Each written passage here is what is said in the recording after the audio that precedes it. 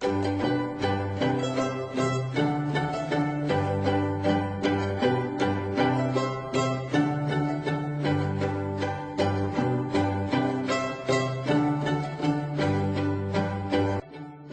tal, estimados estudiantes? Bienvenido a la clase número 11. En este caso vamos a hacer una introducción que después vamos a completar con tres vídeos ilustrativos, documentales sobre cientos temas que vamos a abordar hoy, que son la autoestima, el concepto de locus de control y el concepto de control de impulsos.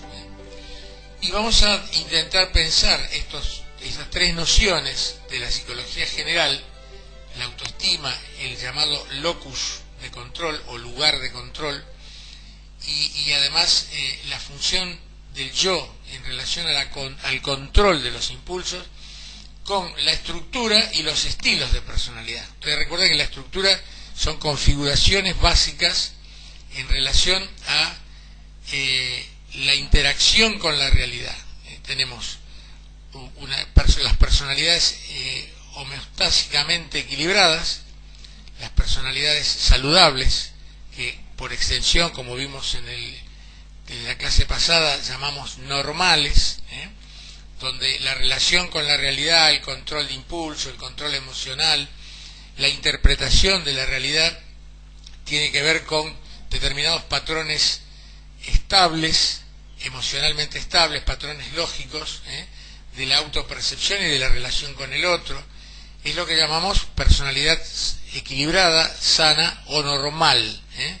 Bien, después tenemos las personalidades alteradas emocionalmente en mayor o menor medida, que llamamos neuróticas. Son personas que tienen una adaptación o una sobreadaptación o una adaptación inestable con el medio, pero el conflicto básicamente se centra en la relación con uno mismo.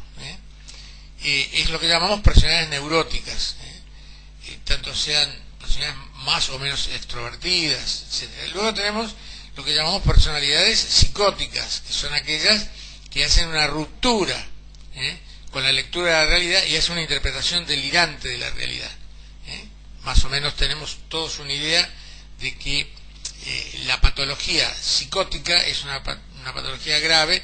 Dentro de eso hay una gran variedad, digamos, de noxas, una variedad diferente de patologías, pero entran todas dentro de lo que se llama la psicosis, es decir, donde el sujeto tiene una relación fuertemente alterada con la realidad, productivamente alterada con la realidad o no productivamente, pero hay una deformación de la lectura de la realidad. Y luego las personalidades psicopáticas, es decir, aquellas donde justamente el control de impulsos está alterado y la relación con la identificación con el otro también está alterada. Personalidades psicopáticas, personalidades antisociales, etc. Bueno, básicamente a partir de estas cuatro grandes grupos, llamémosle así, digamos, dentro de esos grupos hay subgrupos en cuanto a las clasificaciones de las estructuras. Dejamos también de lado aquellas alteraciones de la personalidad producto de origen orgánico, de alteraciones patológicas de origen orgánico que producen sintomatología psicológica. Pero como no es este el tema central de la clase, simplemente lo mencionamos. Y luego tenemos que los estilos que provienen de esas estructuras pueden repetirse con independencia de las estructuras mismas. Es decir, una persona extrovertida puede darse en una personalidad sana, en una personalidad neurótica o en una personalidad psicopática o incluso una personalidad psicótica. Es decir, que el estilo es la manera en que se manifiesta el sujeto con independencia, con cierta independencia de la estructura que subyace a ese estilo. Bien, ahora bien, dicho esto, vamos a analizar tres conceptos que son el de autoestima, el del locus de control y el de control de impulsos, tres conceptos que podemos identificar dentro de cada una de estas grandes clasificaciones de la estructura. Vamos a definir primero, como ustedes van a poder ver ahora, para que me vayan siguiendo, el concepto de autoestima, un concepto que es bastante utilizado también vulgarmente. Tenés baja autoestima, levanta un poco tu autoestima. La misma palabra es bastante transparente, es decir, la estima que yo tengo respecto de mí mismo. Cuando ustedes, terminada la clase, accedan al vídeo, van a ver también algunas características en relación al concepto de autoestima que van a ilustrar un poco mejor lo que estoy diciendo. La autoestima sería entonces una actitud positiva o negativa hacia un objeto en particular. Ese objeto, como decimos, es el yo.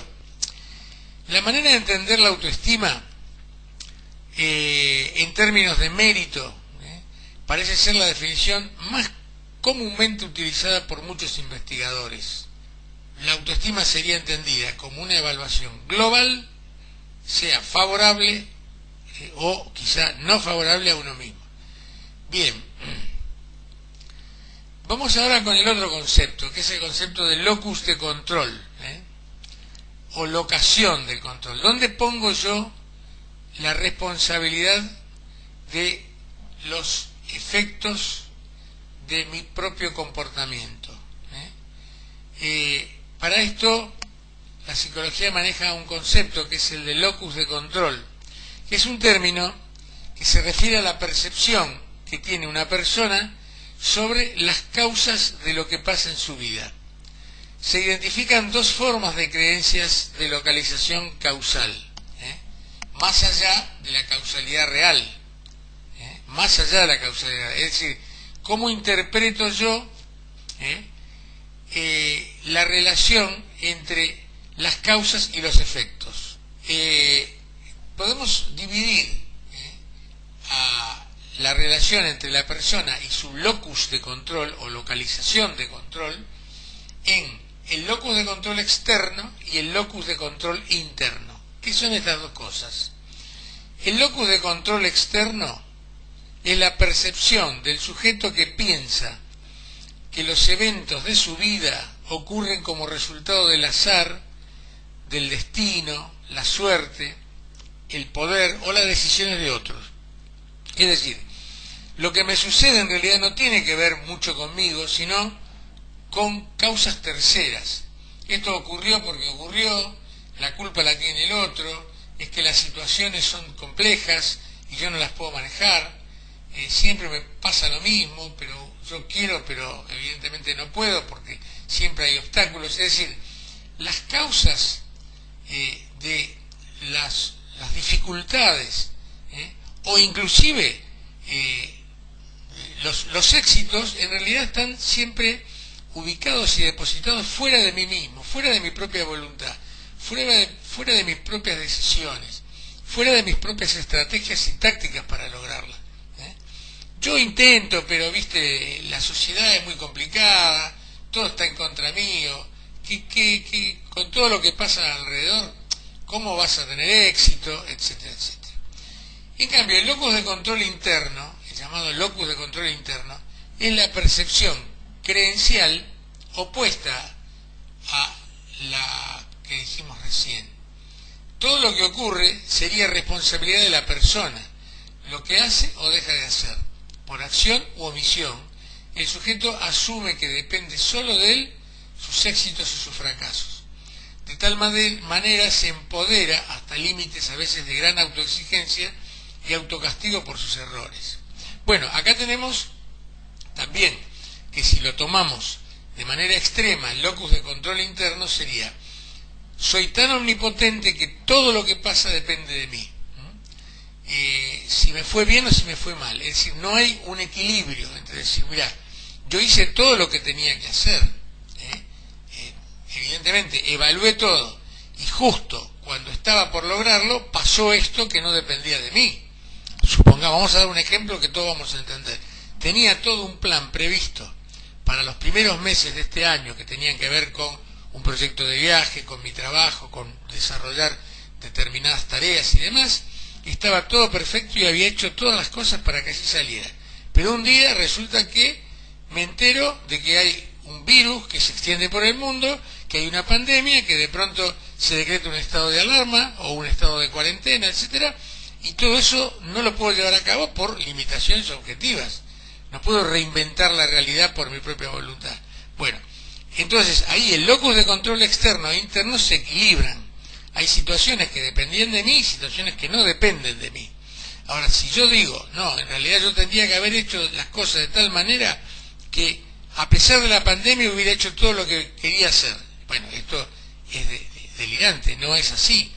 O lo contrario, no hago absolutamente nada. Pero ¿por qué de todas maneras en esta situación no avanzás en esta dirección?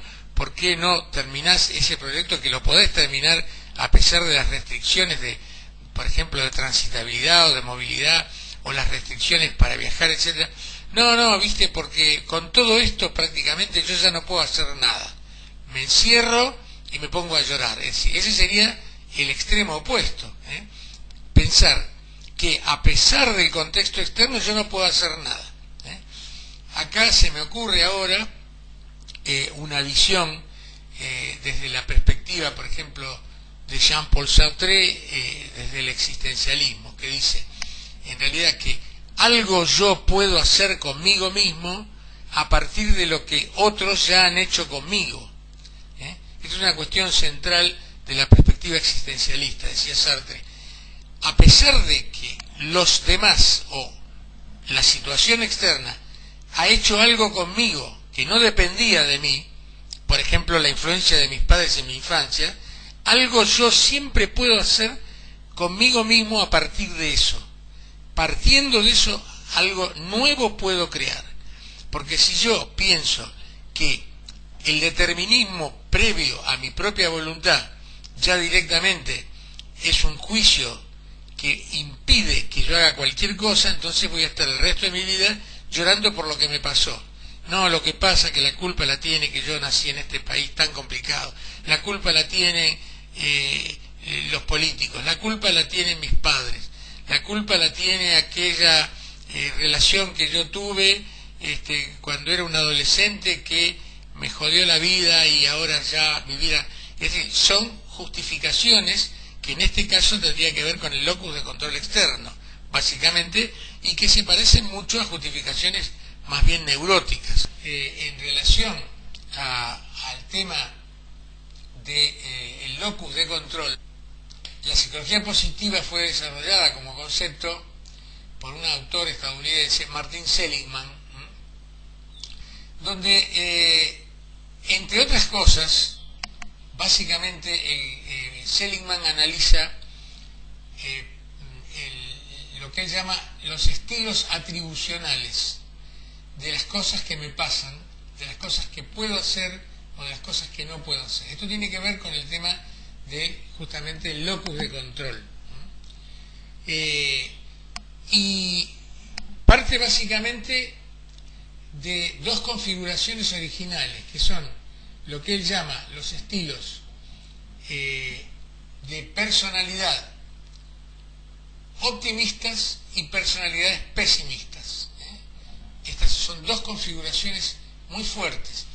Y el tema de las personalidades optimistas o personalidades pesimistas, él lo relaciona con dos cuestiones. Una que es de tipo genético, es decir, tiene componentes, si ustedes quieren, heredoconstitucionales, y por otro lado también estos componentes se articulan con las experiencias de la primera infancia.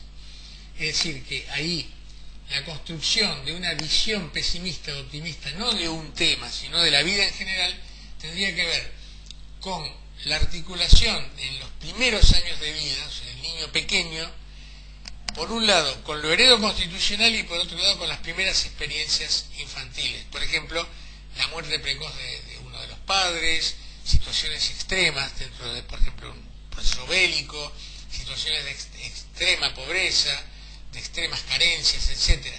Es decir, esto haría que el sujeto ya a partir de una segunda infancia vaya construyendo una visión que Seligman llama pesimista o optimista de la vida. Sobre esa base disposicional, llamémosla así, se construyen entonces mecanismos de interpretación de cómo y por qué pasan las cosas. Bien, entonces, sobre estas dos disposiciones, la actitud pesimista o la actitud optimista, se construyen factores que tienen que ver con las atribuciones y las interpretaciones que yo hago de lo que me pasa. La primera es la idea de si lo que me está pasando es específico y circunscripto a una determinada situación o ámbito o área de mi vida o es en general. Por ejemplo, si yo digo, en general yo tengo una buena relación con mi familia, con mis amigos, con mis proyectos, etc. Pero donde me va siempre mal es en el trabajo. Los conflictos los tengo en el trabajo. Mi gran problema es la relación con mis compañeros de trabajo, la relación con el trabajo mismo, etc. Esto sería una interpretación circunscripta a una determinada área, no es universal. Es decir, soy bueno en todo menos en mi trabajo, o soy bueno en todo menos en los deportes, o menos en las relaciones sociales, o menos en la relación con las personas a las que quiero. Es decir, son situaciones circunscriptas. El opuesto sería lo universal. Yo fracaso en todo lo que hago. Yo tengo problemas en todas las áreas. El problema, evidentemente, está extendido en todos lados. No tengo suerte en nada. Esto sería una atribución universal. Entonces, puedo tener conflictos con un área o puedo tener conflictos con todo. Esto sería o específico o universal. Después está la otra cuestión, que es la temporalidad, es decir, la circunstancialidad o la cronicidad del problema. Y en ese caso tenemos que esto ocurre y tiene un tiempo agotado, o esto es siempre, esto ocurre siempre, no termina nunca. Es una duración, digamos, acotada en el tiempo. Bueno, el problema yo lo voy a tener hasta que se solucione esto. Cuando esto termine, esto se va a solucionar y va a desaparecer el problema. O es algo extendido permanente en el tiempo, es algo crónico que, no, esto no va a terminar nunca porque es crónico. Y en relación a esto tenemos la tercera cuestión, que tiene que ver con que esto es algo que depende de mí, el problema soy yo, o es algo externo. Tomemos un ejemplo entonces. Supongamos que yo diga que mi problema en relación a mi propio sentimiento de frustración tiene que ver no con una sola cosa, sino con todo. En todo lo que encaro me va mal. Por otro lado, el problema soy yo, yo soy el problema, no el mundo, soy yo. Y además no lo voy a solucionar, yo ya nací así. Entonces tenemos tres cosas muy complejas. Es genérico, es atemporal y soy yo. La situación del sujeto es una situación muy complicada, de gran impotencia. Podría ser lo otro. El problema es general, el problema es atemporal, pero el problema no soy yo, el problema son los otros, el problema es el mundo. El mundo está mal. Yo soy perfecto, pero el mundo está mal. Como no puedo cambiar el mundo, entonces voy a estar siempre despotricando contra el mundo, porque el problema son los otros. Bueno, y así podemos combinar cosas. Puede ser que una situación sea circunstancial, puede ser que la responsabilidad esté puesta en el afuera, predominantemente, y al mismo tiempo puede ser que esté localizada en un punto y no en todo. En realidad, cuando esta problemática, digamos, y esto se relaciona a su vez con esas disposiciones previas hacia el pesimismo o hacia el optimismo, es decir, ¿puedo o no puedo cambiar la situación? Es una situación que está sobredeterminada y yo no la puedo cambiar. Lo que pasa es que nací en un hogar que, con el hogar que tuve, yo ya estoy destinado a fracasar. Cuando hay una interpretación saludable de la realidad, justamente lo que se produce es un equilibrio en función de los contextos. El sujeto puede decir, bueno, acá se presentó una situación, esa situación no tiene por qué ser eterna, esta situación de conflicto es puntual, bien. El hecho de que yo tenga una situación de conflicto, por ejemplo, con mi estudio, con la carrera que elegí, o con mi ámbito laboral, ¿esto implica que se extiende a todos los ámbitos de mi vida? No. Yo puedo tener una relación perfectamente armónica con mis amigos, con mi familia y demás, y tener un conflicto laboral que debo solucionar. Ahora, ese conflicto, ¿qué quiere decir? ¿Que va a ser eterno? No. Tiene sus causas, va a ser puntual, va a ser circunstancial. Bien. ¿Y de qué depende la solución? Ahí viene el optimismo y el pesimismo. No, esto no se va a solucionar nunca. Ese es el pesimismo. Bueno, vamos a ver cómo podemos solucionarlo. Ese es el optimismo. Y bien, ¿y de qué depende? Depende del afuera. ¿Qué puedo hacer yo frente a eso? O en realidad el afuera, el contexto está perfecto y el problema soy yo. ¿Por qué? Porque me dicen, mire, Alberto, tiene que llegar dentro de determinados horarios al trabajo. Y resulta que yo siempre llego una hora más tarde. Pero claro, siempre tengo conflictos. Entonces, ¿a qué atribuyo esos conflictos? ¿A que el trabajo está en contra mía? No. Bueno, tengo que cambiar yo y llegar a horario. Entonces, la responsabilidad es mía. Si lo soluciono y empiezo a llegar a horario, desaparece el problema. Si desaparece el problema, era circunstancial. Es decir, esto que parece una obviedad, hay muchas personas que hacen interpretaciones deformadas de la realidad y terminan complicando situaciones que son relativamente sencillas de solucionar. Y dice, no, lo que pasa es que seguramente el jefe está en mi contra, por eso. No, bueno, ¿qué es lo que estás haciendo mal? En ese sentido. Bueno, por eso las interpretaciones saludables de la realidad implican tener en cuenta todos estos contextos para poder ponerlos sobre la mesa y evaluarlos y a ver cuál se puede modificar. Esto es válido también, por ejemplo, para ciertas interpretaciones delirantes que se hacen en relación, por ejemplo, a la crisis de la pandemia y del confinamiento. Esto no va a terminar nunca. ¿Cómo que no va a terminar nunca? ¿De dónde sale esa frase completamente absurda? Lo que pasa es que la percepción del sujeto ante la incertidumbre tiene que ver con que es algo externo, que no depende de mí, pero que además no va a terminar nunca. Es decir, no hay un análisis puntual sobre una situación determinada para poder responder adecuadamente a esa situación.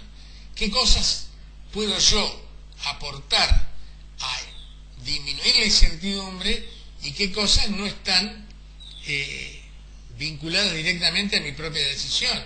Entonces tengo que evaluar cómo continúa en función de decisiones de terceros y actuar en consecuencia.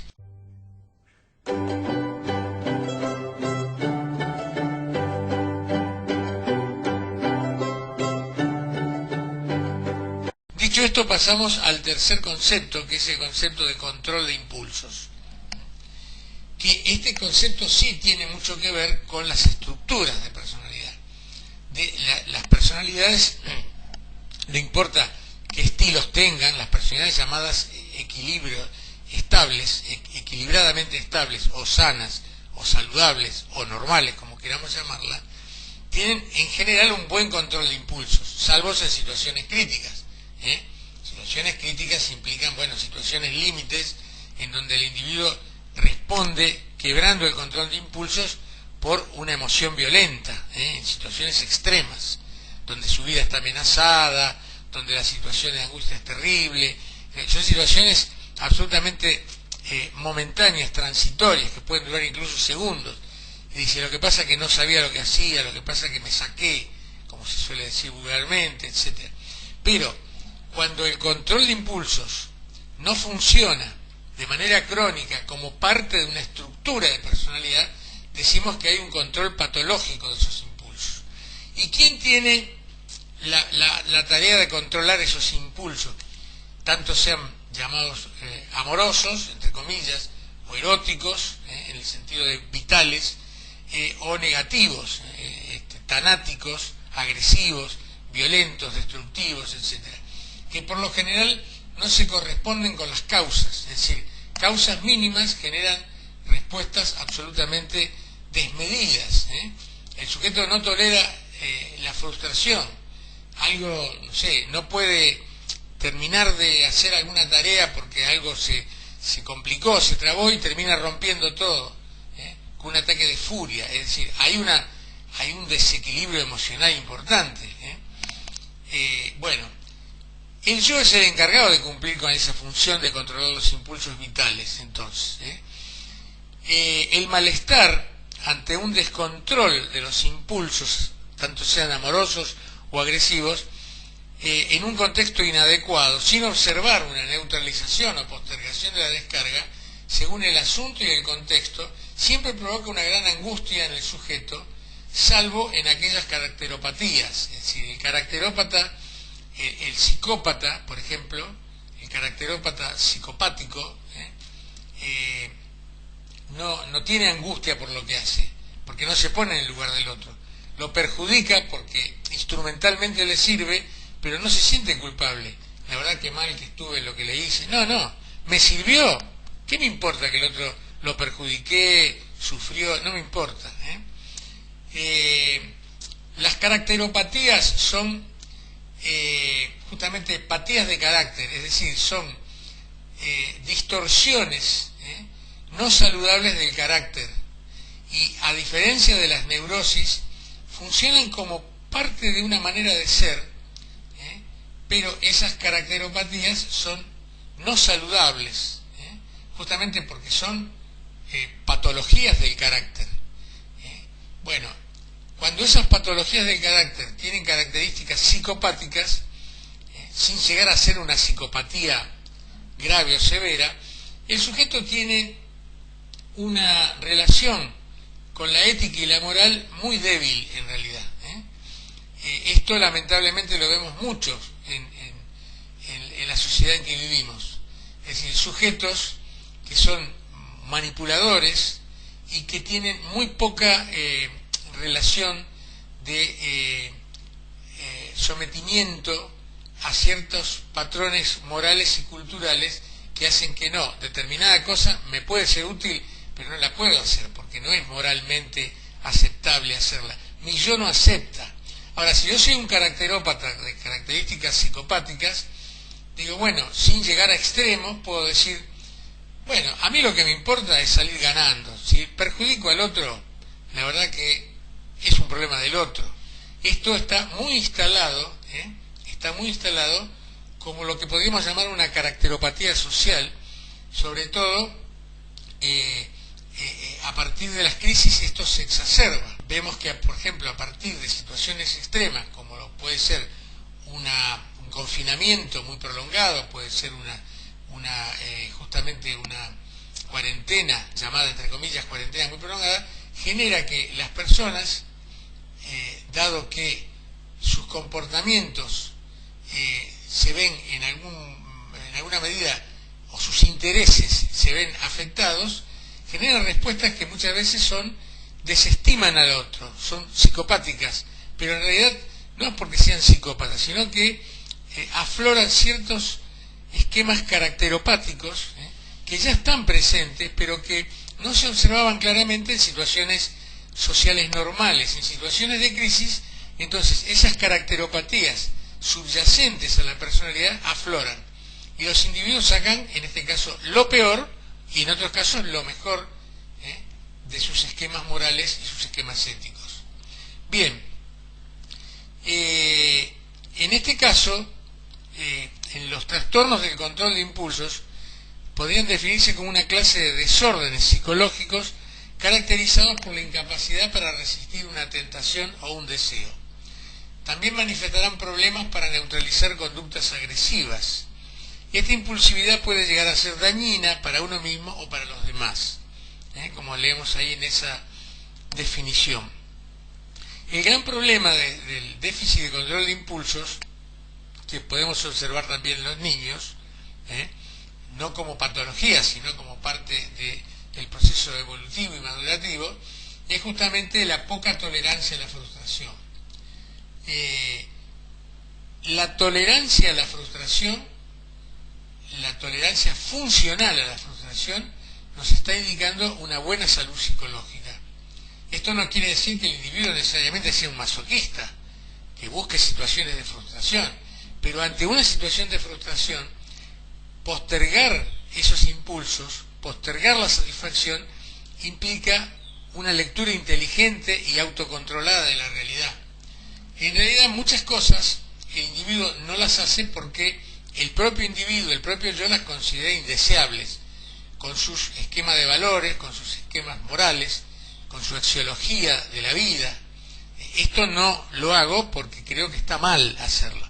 En otros casos, simplemente no cree que tal o cual cosa esté mal, porque puede no estarla, pero no es este el momento ni el lugar. Es decir, postergo mi satisfacción para más adelante, porque si yo lo llevara a cabo en este momento, el resultado de esa acción, que en otro contexto sería satisfactoria, en este contexto va a ser insatisfactoria. Bien, con esto entonces terminamos esta introducción y los animo a que vayan a ver estos 3 vídeos ilustrativos sobre autoestima, focus de control y control de impulsos. Muy bien, muchas gracias y seguimos en contacto a través de las redes habituales de la cátedra.